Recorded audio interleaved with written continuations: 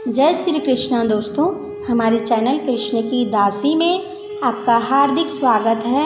आज हम आपको इस वीडियो में अनंत चतुर्दशी व्रत का महत्व, पूजा की संपूर्ण व सरल विधि, व्रत के दिन क्या करें और क्या ना करें, व्रत वाले दिन क्या खाएं और क्या ना खाएं और व्रत की कथा सुनाएंगे। वीडियो को पूरा देखें, इससे आपको इस व्रत की संपूर्ण व सही जानकारी प्राप्त होगी। भाद्रपद मास के शुक्ल पक्ष की चतुर्दशी को अनंत चतुर्दशी का व्रत किया जाता है। इस दिन भगवान श्री हरि विष्णु जी के अनंत स्वरूप की पूजा की जाती है और संकटों से रक्षा करने वाला अनंत सूत्र बांधा जाता है। इस व्रत वाले दिन भगवान विष्णु की शेषनाग की सैया पर लेटी हुई फोटो की पूजा की जाती है। इस पूजा में अनंत सूत्र का विशेष महत्व होता है। इस व्रत पूजा में सूत या रेशम के धागे लाल कुमकुम से रंगकर उसमें 14 गांठ लगाकर राखी की तरह अनंत का धागा यानी सूत्र बनाया जाता है। इस धागे को भगवान विष्णु के चरणों में रखकर चढ़ाकर व्रती या व्रत पूजा करने वाले अपने सीधे हाथ में बांधते हैं, जिसे स्त्रियां बाएं तथा पुरुष दाहिने हाथ में बांधते हैं। यह अनंत सूत्र हमारे ऊपर आने वाले सभी दुखों परेशानियों से हमारी रक्षा करता है तथा सभी प्रकार के कष्टों से हमें मुक्ति दिलाता है। अनंत सूत्र में बंधी हुई 14 गांठें भगवान विष्णु के द्वारा 14 लोकों के प्रतीक के रूप में मानी गई है। इस व्रत के प्रभाव से सुख समृद्धि पुत्र पौत्र आदि की प्राप्ति होती है। इस दिन नए धागे को अनंत के धागे को धारण करते हैं तथा पुराने धागे का विसर्जन कर दिया जाता है। अनंत चतुर्दशी के दिन विघ्नहर्ता श्री गणेश जी का विसर्जन भी किया जाता है। ऐसे में अनंत चतुर्दशी का महत्व और भी बढ़ जाता है। जो लोग 10 दिनों के लिए गणपति बप्पा की मूर्ति स्थापित करते हैं, वे अनंत चतुर्दशी को हर्षोल्लास के साथ बप्पा की विदाई करते हैं और अगले वर्ष जल्दी आने के लिए प्रार्थना करते हैं। भगवान श्री कृष्ण ने अनंत सूत्र का महत्व महाभारत काल में युधिष्ठिर जी से बताया था। इस व्रत का महत्व महाभारत काल से है। कौरवों से जुए में हारने के बाद पांडव जब वन भटक रहे थे, तब एक दिन श्री कृष्ण पांडवों के पास आए और युधिष्ठिर से कहा कि हे धर्मराज, जुआ खेलने के कारण देवी लक्ष्मी आपसे नाराज हो गई हैं। इन्हें प्रसन्न करने के लिए आप भाइयों के साथ अनंत चतुर्दशी का व्रत कीजिए। तब पांडवों ने इस व्रत को रखा था। श्री कृष्ण जी ने कहते हैं कि भाद्रपद मास के शुक्ल पक्ष की चतुर्दशी तिथि के दिन कच्चे धागे में 14 गांठें लगाकर कुमकुम लगाकर ओम अनंताय नमः मंत्र से भगवान विष्णु की पूजा करनी चाहिए। इससे सभी समस्याएं दूर हो जाती हैं। दोस्तों, भाद्रपद मास के शुक्ल पक्ष की चतुर्दशी अनंत व्रत किया जाता है। धर्मशास्त्रों के अनुसार यह तिथि सूर्य उदय काल के 3 मुहूर्त यानी 6 घड़ी ग्रहण करनी चाहिए। दोस्तों, इस व्रत की महिमा और अधिक बढ़ जाती है जब अनंत चतुर्दशी का व्रत पूर्णिमासी के साथ आता है। अनंत का व्रत सूर्य उदय के बाद सुबह के 8 बजे के बाद करना अति शुभ होता है। सुबह की पूजा का शुभ फल व्यक्ति को शीघ्र प्राप्त होता है। इस वर्ष के अनंत चतुर्दशी व्रत का शुभ मुहूर्त हमने डिस्क्रिप्शन में दिया है, आप पूजा का शुभ मुहूर्त देख सकते हैं। अनंत चतुर्दशी व्रत का शास्त्रों के अनुसार यह नियम है कि यह व्रत भाद्रपद मास में शुक्ल पक्ष की चतुर्दशी तिथि को किया जाता है। इसके लिए चतुर्दशी तिथि सूर्योदय के पश्चात 2 मुहूर्त से युक्त होनी चाहिए। यदि चतुर्दशी तिथि सूर्योदय के पश्चात 2 मुहूर्त से पहले ही समाप्त हो जाए तो अनंत चतुर्दशी पिछले दिन मनाने का विधान है। इस व्रत की पूजा तथा मुख्य कर्मकाल दिन के प्रथम भाग में करना शुभ माना जाता है। यदि प्रथम काल में पूजा करना भूल गए तो पूजा मध्याह्न काल के शुरुआती चरण में करना होता है। मध्याह्न का शुरुआती चरण दिन के सप्तम से 9वें मुहूर्त तक का होता है। दोस्तों, आइए हम आपको अनंत चतुर्दशी व्रत पूजा विधि बताते हैं।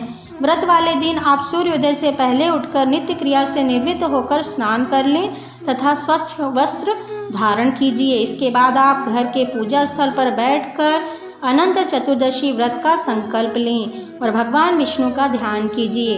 रोज की घर की पूजा को आप पूर्ण कीजिए। इसके पश्चात पूजा स्थल के पास एक चौकी स्थापित कीजिए। चौकी को गंगा जल छिड़क कर पवित्र कर लीजिए। उस चौकी पर लाल या फिर पीले रंग का वस्त्र बिछाएं। उस पर भगवान विष्णु की शेषनाग की सैया वाली फोटो या मूर्ति स्थापित कीजिए।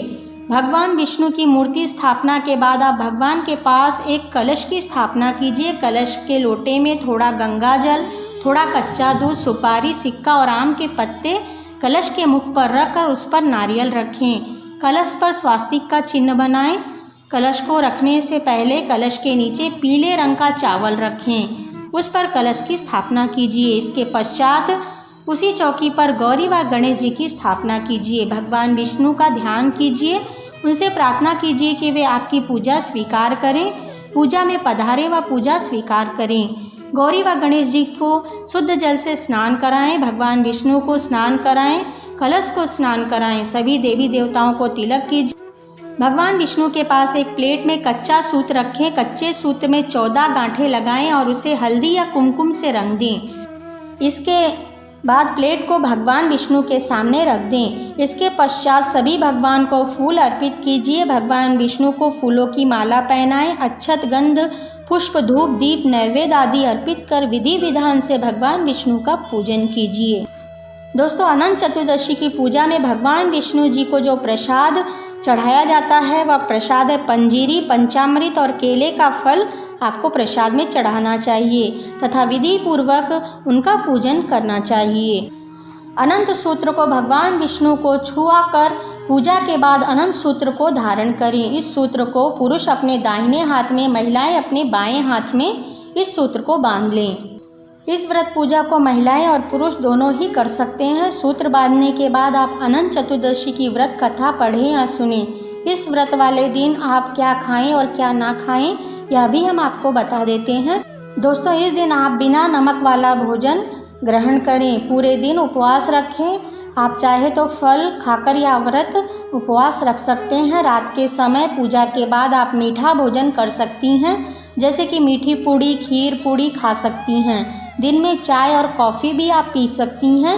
यह निर्जला व्रत नहीं होता। यदि कोई व्रत नहीं रखना चाहते हैं तो केवल पूजा करके अनंत सूत्र को बांध सकते हैं। यह व्रत 14 साल तक करना होता है। इसके बाद इस व्रत का उद्यापन किया जाता है।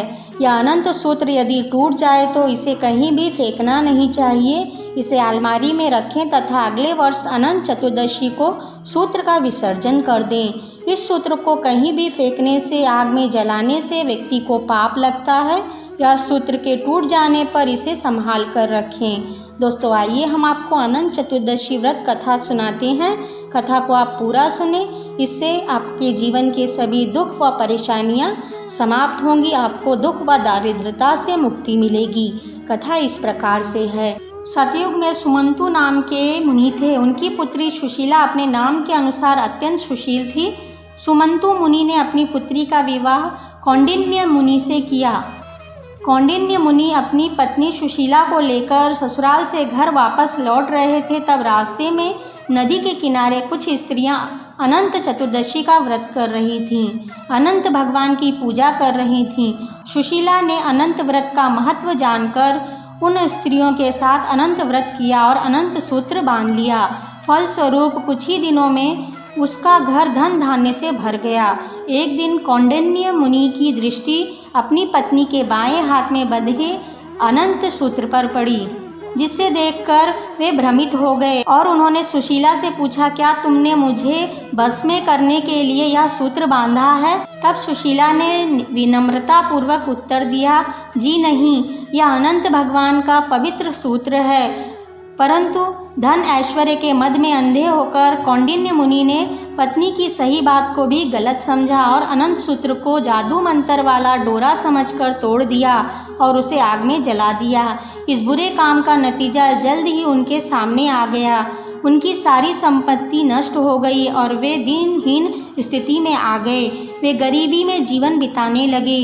दीनहीन स्थिति में आकर एक दिन कौंडिन्य मुनि ने अपने अपराध का प्रायश्चित करने का निर्णय लिया। वे अनंत भगवान से क्षमा मांगने हेतु वन में चले गए और रास्ते में जो मिलता उससे अनंत देवता का पता पूछते जाते। बहुत खोजने पर जब मुनि को अनंत भगवान के दर्शन नहीं हुए तो वे प्राण त्यागने के लिए तैयार हो गए। तभी एक वृद्ध ब्राह्मण ने आकर उन्हें आत्महत्या करने से रोक दिया और एक गुफा में ले जाकर चतुर्भुजी अनंत देव का दर्शन कराया। भगवान ने मुनि से कहा, तुमने जो अनंत सूत्र का तिरस्कार किया है यह सब उसी का फल है। इसके प्रायश्चित हेतु तुम 14 वर्ष तक निरंतर अनंत व्रत का पालन करो। व्रत का अनुष्ठान पूरा हो जाने पर तुम्हारी नष्ट हुई संपत्ति तुम्हें पुनः प्राप्त हो जाएगी। तुम फिर से सुखी व समृद्धिपूर्ण जीवन जी पाओगे। कौंडिन्य मुनि ने भगवान की आज्ञा को सहर्ष स्वीकार कर लिया। भगवान ने कहा, मनुष्य अपने कर्मों के अनुसार फल पाते हैं। यदि व्यक्ति अनंत चतुर्दशी का व्रत करें तो वे सभी पापों से मुक्ति पा सकते हैं। वे सुख व समृद्धि को प्राप्त कर सकते हैं। कौंडिन्य मुनि ने 14 वर्ष तक इस व्रत का पालन करके अपनी खोई संपत्ति को पुनः प्राप्त कर लिया। तो दोस्तों, यह अनंत चतुर्दशी व्रत कथा इस प्रकार से पूर्ण होती है। इस प्रकार से अनंत चतुर्दशी व्रत जीवन को खुशियों से भर देता है। दोस्तों, आपको हमारा ये वीडियो कैसा लगा हमें कमेंट में लिखकर बताइए। वीडियो अच्छा लगा हो इसे लाइक और शेयर कीजिए। हमसे जुड़े रहने के लिए हमारे चैनल को सब्सक्राइब करके रखिए। वीडियो देखने के लिए आप सभी का धन्यवाद।